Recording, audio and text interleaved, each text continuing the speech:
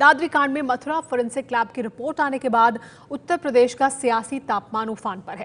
लेकिन सवाल यह है कि अखलाक के घर के पास जो मांस मिला था उसका सच क्या है, क्योंकि एक ही मांस दो अलग अलग जांच में दो अलग अलग जानवरों का कैसे हो सकता है।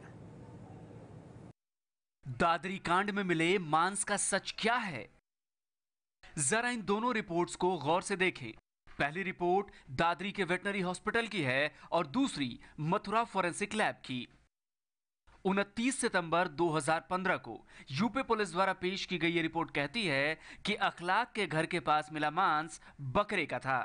हालांकि इसमें यह भी लिखा है कि फाइनल टेस्ट के लिए मांस के सैंपल को मथुरा फोरेंसिक लैब भेजा गया है। लेकिन 8 अक्टूबर 2015 को मथुरा फोरेंसिक लैब की जो रिपोर्ट आई उसने यूपी पुलिस की रिपोर्ट को झूठा करार दिया।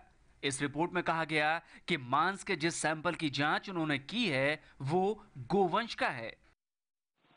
अब सवाल यह है कि इन दोनों में से किस रिपोर्ट को सच माना जाए, क्योंकि दोनों ही जगहों पर मांस के उसी सैंपल की जांच की गई जिसे अखलाक के घर के करीब ट्रांसफार्मर के पास से उठाया गया था।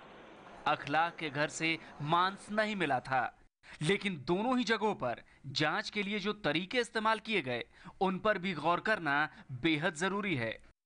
दादरी वेटनरी हॉस्पिटल में मांस के सैंपल का केमिकल एग्जामिनेशन नहीं किया गया। जांच करने वाले ने मांस को सिर्फ ऊपरी तौर पर देखकर ही रिपोर्ट बनाई, जबकि मथुरा फोरेंसिक लैब में इसका रासायनिक परीक्षण किया गया और उसके आधार पर ही रिपोर्ट बनाई गई।